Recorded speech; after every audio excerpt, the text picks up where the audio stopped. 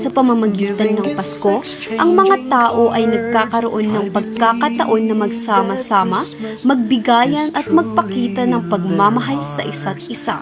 Sa ganitong paraan, ang Pasko ay nagbibigay ng pag-asa at kagalakan sa mga puso ng mga mananampalataya at ng mga pamilya. Namamasko po!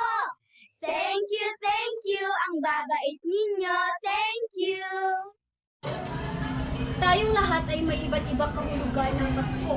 Pero para sa akin, ito ay panahon ng pagmamahal, pagkakaisa at pag-ibig. Isa ito sa pinakamasayang araw sa buong taon marahil marami ang excited na magdekorasyon ng kanilang Christmas tree.